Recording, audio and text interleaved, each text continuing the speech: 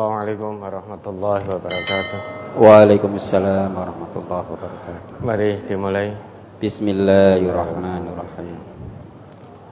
Ada pertanyaan dari Profesor Ustaz Marjono? Mohon maaf tertulis atau beri kesempatan yang langsung. Oke, baik, mari yang langsung kalau ada. Barangkali dari peserta, dari Bapak ada yang mendaki pertanyaan langsung. Silakan. Mik 13 Ustaz. Mik 13. Dari Sumatera Utara. 16. Ya. Silakan mik nomor 13 diperkenalkan dulu. 15 Ustaz. Assalamualaikum warahmatullahi wabarakatuh. Waalaikumsalam warahmatullahi wabarakatuh. Perkenalkan Ustaz, nama saya Arifin Saputra, asal dari Kota Tanjung Balai, Sumatera Utara Ustaz. Ya, Sumatera Sebelumnya Utara. menyampaikan salam dari Ustadz Sarijo untuk Al-Ustadz dan untuk Ustadz Harto dan Sunarjo Ustaz. Ya, Dan untuk alaika. Bapak Ibu sekalian. Baik, Kemudian- alaika wa alaihi salam warahmatullahi wabarakatuh. Kemudian Nanti ada juga titipan salam dari teman saya Pak Suyatman dan Pak Rudi untuk Al-Ustadz dan untuk Bapak Ibu semua. Iya. alaika wa alaihi salam warahmatullahi wabarakatuh. Nanti salam saya buat beliau berdua dan buat warga kita yang ada di Medan. Ya, Ustaz. Jadi sebelumnya saya sampaikan dulu bahwasanya kami ke Kota Solo ini dalam rangka mengantar anak saya ke SMA MTA Ustaz. Ini anak pertama saya, alhamdulillah diterima di SMA MTA Ustaz. Alhamdulillah, ya. Langsung saya mau bertanya Ustaz. Pertanyaan pertama tentang kewajiban menuntut ilmu Ustaz. Menuntut ilmu yang bagaimana untuk memenuhi kewajiban kita sebagai orang beriman. Itu yang pertama Ustaz. Kemudian yang kedua ada titipan pertanyaan dari teman saya Pak Mora dari Binaan Asahan. Binaan Asahan. Yang pertama bagaimana bisa istiqomah untuk mengaji. Kemudian bagaimana menghapus sifat malas untuk beribadah atau beramal Ustaz. Untuk jawaban Ustaz kami ucapkan terima kasih. Assalamualaikum warahmatullahi wabarakatuh. Waalaikumsalam warahmatullahi wabarakatuh. Ya, menuntut ilmu bagi orang yang beriman itu satu kewajiban. Thalabul ilmi faridatun ala kulli muslimin. Menuntut ilmu itu satu kewajiban bagi siapapun yang mengaku dirinya sebagai orang Islam. Ilmu yang bagaimana? Tentu yang utama tentang ilmu din, ilmu agama. Ilmu agama yang dimaksud tentu Quran dan Sunnah. Karena dengan ilmu itu kita akan tahu mana yang hak, mana yang batil. Dan Nabi kita pun termasuk juga para Nabi, para Rasul itu tidak mewariskan, tidak meninggalkan harta warisan. Tetapi yang beliau wariskan pada kita adalah ilmu. Innal anbiya'a lam yuwarrithu dinaran wala dirhaman. Sesungguhnya para nabi itu tidak mewariskan, tidak meninggalkan harta warisan baik dinar maupun dirham. Dalam arti para nabi, para rasul karena keistimewaan beliau-beliau yang Allah anugerahkan, maka beliau-beliau ini tidak meninggalkan harta warisan. Apa yang menjadi peninggalan beliau-beliau para nabi, para rasul ini menjadi sedekah. Tidak boleh diwaris oleh ahli waris. Kenapa? Innama warrasul ilma. Karena para nabi, para rasul itu mewariskan ilmu. Man akhadha bihi akhadha bihaddin wafir. Barang siapa yang mengambil warisan para nabi, para rasul berupa ilmu itu tadi, maka sungguh dia telah mengambil warisan dari nabi, dari rasul, warisan yang sangat banyak, warisan yang sangat bermanfaat. Sehingga dengan demikian, ilmu yang dimaksud yang utama ilmu din, ilmu agama. Dengan ilmu agama kita akan tahu mana yang hak, mana yang batil, sehingga tidak abu-abu lagi. Kita tahu mana yang hak sehingga mengikuti yang hak. Kita tahu mana yang batil sehingga menjauhkan diri dari yang batil. Namun demikian, Islam tidak mengenal dikotomi ilmu. Pemisahan antara ilmu agama dan ilmu pengetahuan dunia, Islam tidak memisahkan itu. Islam sangat menganjurkan umatnya untuk melek secara akhlak, secara ilmu din, dan juga melek secara ilmu pengetahuan dunia. Sehingga umat Islam menjadi pakar di bidangnya masing-masing. Karena dengan itulah Islam akan menguasai peradaban dunia. Ini yang membedakan. Kalau ilmu pengetahuan dunia dipegang oleh orang-orang Islam yang pengetahuan diniyahnya mumpuni, dipegang oleh orang-orang yang dilandasi, dibekali dengan pemahaman Quran dan Sunnah, dengan akhlak yang karimah, maka ilmu pengetahuan kalau berada di tangan orang-orang seperti ini, pasti dunia menjadi aman, damai, tentram. Sebagaimana dulu waktu Islam menguasai peradaban dunia. Jadi ilmu pengetahuan betul-betul dipegang oleh orang-orang yang berakhlak. Sehingga tidak hanya sebatas cerdas otaknya, namun hatinya juga cerdas. Jadi kecerdasan intelektualnya didukung dengan kecerdasan akhlak. Maka ilmu pengetahuan di tangan orang-orang yang cerdas akhlaknya, insya Allah tidak akan menjadikan madarat bagi orang lain. Beda ceritanya kalau penguasaan ilmu pengetahuan dikuasai oleh orang-orang yang tidak beriman kepada Allah, yang tidak cerdas akhlaknya, maka potensi besar ilmu itu akan digunakan untuk menimpakan madarat pada orang lain demi keuntungan pribadi, demi keuntungan kelompok dan golongan. Tidak peduli menimpakan madarat pada orang lain, yang penting kantong saya berisi, kantong golongan saya juga berisi. Jangan dikira koruptor itu bodoh-bodoh, cerdas-cerdas itu, pendidikannya tinggi-tinggi, secara intelektualitas pandai, secara otak cerdas. Kalau tidak cerdas dia tidak akan korupsi.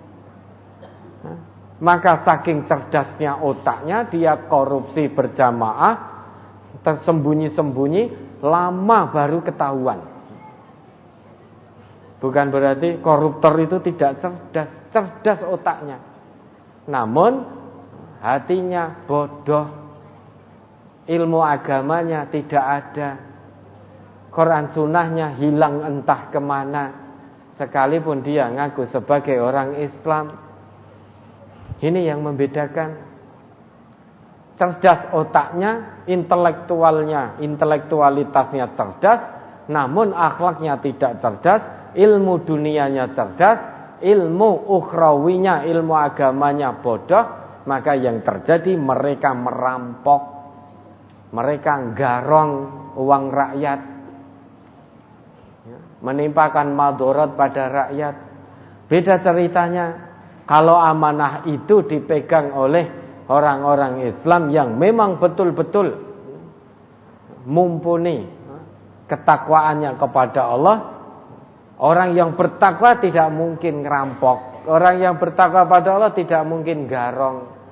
Kalau maling itu rada alus, maka garong. Koruptor itu garong. Dia tidak peduli. Yang penting kantongnya dan kelompoknya terisi. Perkara rakyatnya menderita karena uangnya dikorupsi. Bantuan sosial kemarin itu juga dikorupsi, tidak peduli. Apa dikira bodoh? Pandai otaknya itu, pendidikannya tinggi semua itu, tapi hatinya bodoh, ilmu agamanya bodoh. Maka yang dimaksud thalabul ilmi faridah ala kulli muslimin, itu yang utama ilmu agama. Kemudian dilanjutkan dengan ilmu pengetahuan dunia. Tujuannya apa? Biar Islam tampil di kancah dunia.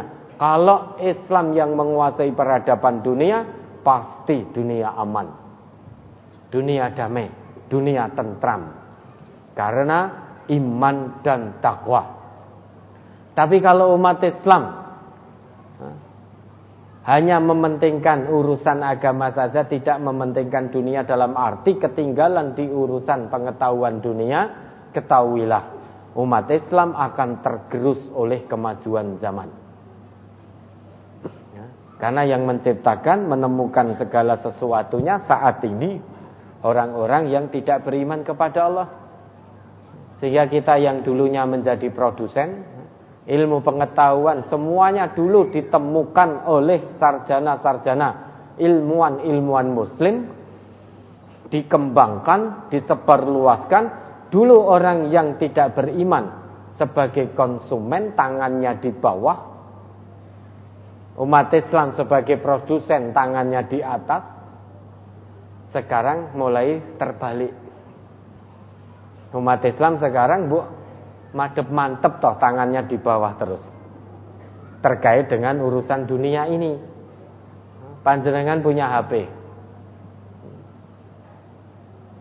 itu jenengan di bawah. Yang membuat HP-nya siapa? Apakah ilmuwan muslim? Saat ini tidak, mereka yang memproduksi. Bukan berarti tidak boleh. Boleh kita bermuamalah selama tidak memerangi Islam kita, boleh. Namun kalau ingin mendapatkan dunia, kedamaian dunia, umat Islam harus kuasai ilmu pengetahuan dunia ini. Paling pol sekarang itu HP-nya tampaknya mereknya itu punyanya orang Islam, paling pol hanya ganti merek. Gitu, ada kerjasama antara produsen, kebetulan ininya agennya distributor tunggalnya orang Islam, pengen punya merek sendiri, akhirnya HP-nya dikelentek merek aslinya diganti merek Barokah, hanya ditemplate itu gitu. Templeannya itu pun yang digunakan itu yang buat juga bukan orang Islam. Sudah toh, saat ini apa yang ada di tubuh kita ini simbol Islam. Peci sing gawe sapa? Suni Afisin. Peci ini loh. Konon katanya baju takwa, yang buat siapa? Yang jahit saudara saya, sholatnya sregep. Betul saudara panjenengan, mesin jahitnya yang buat siapa? Benang jahitnya yang mengolah siapa? Sehingga sekarang ini umat Islam madep mantep tangan di bawah. Apakah tidak boleh? Boleh. Antum a'lam bi amri dunyakum. Ingat, ini isyarat dari Nabi, antum a'lam. A'lam itu dari kata ilmun. Ilmun itu berarti pakar. Jadi bukan hanya sebatas kamu lebih tahu urusan duniamu. Isyarat dari Nabi itu antum a'lamu bi amri dunyakum. Masalah dunia, kamu umat Islam harus menjadi pakar. Antum a'lam, isim tafdil itu. Antum a'lam, harus menjadi pakar. Sehingga pakar dalam akhlak, pakar dalam ilmu dunia. Dengan begitu, maka menjadi benar Islam ya'lu wa la yu'la alaih. Islam itu tinggi dan tidak ada yang lebih tinggi daripada Islam. Dengan syarat pakar dalam akhlak karimah, pakar dalam ilmu dunia. Itu terjadi zaman Nabi dan generasi-generasi awal. Lah sekarang bagaimana mau menjadi pakar? Wong anak cucu kita saja sejak dini di rumah wis dikei HP ngono wis seneng kok. Ya ta? Dikasih HP sudah seneng dengan tontonan-tontonan seperti itu. Padahal sebetulnya kalau ingin menjadi pakar dalam akhlak karimah, pakar dalam ilmu pengetahuan, oleh Allah kita sudah diberi bekal, yaitu Quran. Orang-orang tidak beriman saja untuk memajukan ilmu dunianya itu terinspirasi dari Quran. Quran itu mengajak kita cerdas, mengajak kita maju, cerdas secara akhlak, cerdas secara hati, cerdas secara akal. Kenapa kita umat Islam yang Allah anugerahi Al-Quran malah akhir-akhir ini beramai-ramai berbondong-bondong meninggalkan Al-Quran, sumber kepakaran kita. Ini kan menjadi aneh. Dan Quran ditelaah oleh orang-orang yang tidak iman pada Allah, dijadikan sumber inspirasi untuk kemajuan ilmu pengetahuan oleh mereka. Dan mau cari apa di Quran terkait ilmu pengetahuan? Ilmu pertanian prinsip dasarnya ada dalam Quran. Ilmu biologi ada dalam Quran. Hitung-hitungan matematika ada dalam Quran. Fasyamu salasati ayyamin fil hajj wa sab'atin idza raja'tum. Dzalika asyaratun kamilah 3 tambah 7 10. 3 hari puasa di bulan haji, 3 hari puasa saat haji, 7 hari puasa setelah meninggalkan tanah suci. 3 tambah 7 10 tilka asyaratun kamilah, itulah 10 yang sempurna. Itu ada matematika, prinsip dasar, modal dasar dalam Quran semuanya ada terkait ilmu pengetahuan ini. Kenapa kita umat Islam jadi malah meninggalkan Quran sehingga tergerus kita oleh kemajuan zaman? Dulu menemukan, dulu mengembangkan, dulu membuat, dulu sebagai produsen. Sekarang rumus matematika yang menemukan orang di luar Islam, kita. Begitu ada temuan rumus baru, kita yang mensosialisasikan ke anak-anak didik kita. Dengan rumus matematika, oh ini rumus baru begini. Kenapa para sarjana ilmuwan muslim tidak menemukan rumus matematika sendiri? Kenapa harus mengikut terus? Coba jenengan yang Allah beri, Allah titipkan kemampuan matematika, coba hasilkan rumus sendiri untuk kemudian kembangkan rumus itu. Ini tidak bisa kalau tidak bersatu. Sebetulnya umat Islam ini cerdas-cerdas, diberi kemampuan oleh Allah kecerdasan di atas rata-rata. Hanya satu, nek diajak bersatu itu sulit. Sehingga kecerdasannya tidak bermanfaat selain untuk manfaat pribadi saja. Paling hanya untuk melamar pekerjaan, untuk bersaing di dunia kerja, sudah itu saja. Untuk menaikkan gaji. Sehingga ilmu pengetahuannya hanya sebatas untuk itu. Tidak untuk bagaimana memikirkan secara bersama-sama dengan semua potensi yang Allah berikan untuk kepentingan Islam. Oh, Islam tidak perlu dibela. Kalau kita bela Islam berarti kita lebih hebat daripada Islam. Sehingga kita cukup keblinger dengan narasi-narasi seperti itu. Oh, betul ya, Islam ini tidak usah dibela. Allah itu sudah maha hebat, untuk apa dibela? Kalau kita mau membela Allah berarti kita memposisikan diri lebih hebat dari Allah. Kalau kita mau membela Islam berarti kita memposisikan diri lebih hebat dari Islam. Itu narasi pola pikir yang keblinger, meruntuhkan semangat kita untuk maju. Thalabul ilmi faridah ala kulli muslim. Nilai-nilai thalabul ilmi jangan sampai bergeser. Lah sekarang saja sudah bergeser kok. Banyak di sekolahan-sekolahan itu guru hanya memposisikan diri sebagai pengajar. Karena apa? Karena takut nanti kalau memposisikan diri sebagai pendidik, anak didiknya secara akhlak menyimpang dari Islam, gurunya memberi sanksi, orang tuanya lapor polisi, akhirnya gurunya dipenjara karena jewer anaknya. Sehingga guru-guru pun di sekolah banyak yang memposisikan diri hanya sebatas pengajar.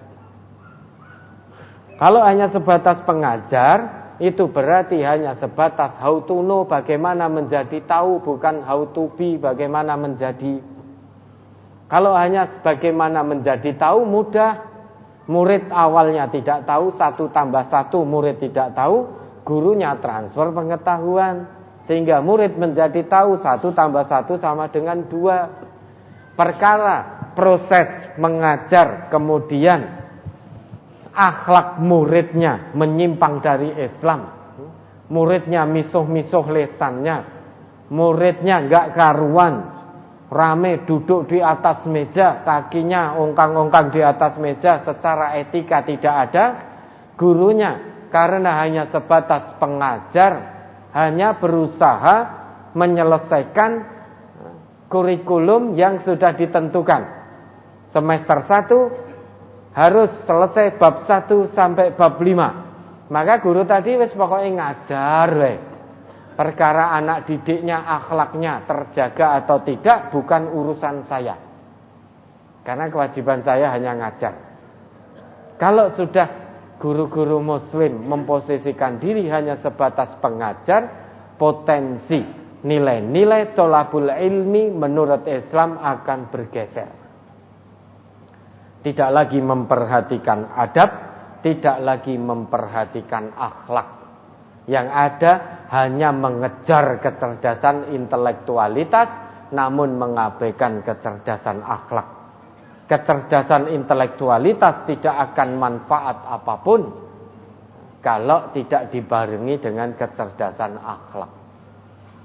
Sehingga tholabul ilmi faridah, wajib bagi setiap muslim. Ilmu agama, ilmu dunia.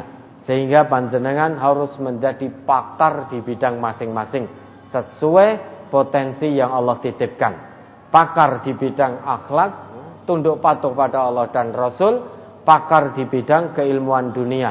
Yang petani pakar betul dalam pertanian, yang pedagang pakar betul dalam perdagangan, yang insinyur pakar betul dalam keinsinyuran, yang dokter pakar betul dalam medis. Itulah isyarat dari Nabi, antum a'lam bi amri dunyakum. Itu yang pertama. Kemudian bagaimana istiqomah untuk ngaji dan bagaimana menghapus sifat malas untuk ibadah dan beramal. Itu semua kembali ke dirinya masing-masing. Yang jelas Allah berfirman, innal ladzina qalu rabbunallah tsumastaqamu tatanazzalu alaihimul malaikah alla takhafu wa la tahzanu wa abshiru bil jannati allati kuntum tu'adun. Untuk mendapatkan kebahagiaan dari Allah dunia akhirat, tidak ada rasa takut, tidak ada rasa sedih, tidak ada rasa khawatir baik dunia dan akhirat. Utamanya, kunci utama adalah istiqomah. Menyatakan diri beriman itu lebih mudah daripada kita istiqomah membuktikan keimanan kita. Kita menyatakan diri beriman, amantu billah, aku beriman kepada Allah. Itu lebih mudah lisan kita mengucap itu daripada kita istiqomah membuktikan pengakuan keimanan kita kepada Allah. Yang sulit istiqomah. Maka Nabi kita bersabda, qul amantu billah summas taqim. Katakan aku beriman kepada Allah, kemudian istiqomahlah dalam keimanan itu. Istiqomahlah dalam membuktikan keimanan yang sudah kamu akui. Kamu sudah ikrarkan keimanan, maka tugas berikutnya, kewajiban berikutnya istiqomah. Lah saya mau istiqomah malas. Kalau selamanya kita pelihara rasa malas, sifat malas, ketahuilah sifat malas itu sifatnya orang munafik. Orang munafik itu kalau mau sholat berdirinya juga malas. Wa idza qamu ila sholati qamu kusala. Orang munafik itu kalau mau sholat itu dia berdiri, tapi berdiri dengan malas, menunda-nunda dulu, ngendi-ngendi dulu. Pada akhirnya juga akan berdiri nanti untuk sholat. Namun ditunda-tunda bukan karena udhrun syar'iyyun, tetapi karena rasa malas. Lah kita sama, kalau mau melakukan satu kebajikan, satu amal soleh kok malas, ketahuilah berarti dalam hati kita bersemayam sifat orang munafik, yaitu malas untuk mengerjakan kebaikan. Selalu malas, enggan mengerjakan amal soleh. Kalau kita masih malas, padahal kita bagaimana kita membuktikan keimanan kita kepada Allah? Padahal orang yang ngaku beriman kepada Allah tidak cukup hanya ngaku beriman, harus dibuktikan dengan amal soleh. Pengakuan iman saja tidak cukup tanpa dibuktikan dengan amal soleh. Maka panjenengan akan banyak temukan ayat-ayat Allah dalam Quran, kata iman disandingkan langsung oleh Allah dengan kata amal soleh. Wa basyiril ladzina amanu wa 'amilus sholihat, man 'amila sholihan min dzakarin aw unsa wa huwa mu'min. Kata iman senantiasa Allah gandengkan dengan kata soleh, amal soleh. Sehingga pengakuan iman saja tidak cukup. Iman tanpa amal soleh itu kadzib, bohong. Amal soleh tanpa iman itu fata morgana. Kebaikan tanpa dilandasi keimanan kepada Allah itu kasarab, fata morgana, tidak mendapat apapun di hadapan Allah. Keimanan tanpa diikuti dengan amal soleh, imannya kadzib, imannya bohong. Bagaimana mungkin kita akan buktikan keimanan kita di hadapan Allah kalau kita malas untuk beramal soleh? Sifat malas ini termasuk kotoran hati, maka harus dimurnikan. Harus ada usahanya. Yang saat ini malas, maka nanti begitu mendengar azan langsung paksa rasa malas itu. Karena malas itu bisikan setan. Untuk mengatasinya Allah berikan satu cara. Innasyaitana lakum adu fattakhidhuhu aduwah. Sesungguhnya setan itu musuh bagimu, maka perlakukan setan sebagai musuh. Rasa malas itu hakikatnya bisikan setan. Dan ini harus dikalahkan, maka dilawan, dipaksa diri untuk kebaikan. Memang pada awalnya harus dipaksa untuk kebaikan. Nanti lama-lama menjadi terbiasa. Begitu mendengar adzan langsung gerigah, semalas apapun. Langsung gerigah, ambil air wudu, kemudian langsung berangkat ke masjid. Nanti lama-lama akan terbiasa dalam kebaikan. Kalau kita turuti terus, tidak mau melawan rasa malas, ingat Allah pun juga telah menetapkan innallaha la yughayyiru ma biqaumin hatta yughayyiru ma bi anfusihim. Sesungguhnya Allah tidak akan merubah keadaan satu kaum kecuali kaum itu merubah keadaan dirinya sendiri. Kalau kita tidak mau melawan rasa malas, tidak mau memaksa diri kita untuk kebaikan, maka selama itu pula Allah tidak akan rubah keadaan kita. Selamanya sampai mati kita tetap malas untuk beramal soleh. Maka harus dilawan, dipaksa. Semuanya kembali ke hatinya masing-masing. Nasihat saja tidak cukup kalau tidak mau menerima dan kemudian tidak mau memaksa diri untuk lebih semangat beramal soleh. Ya, ada lagi?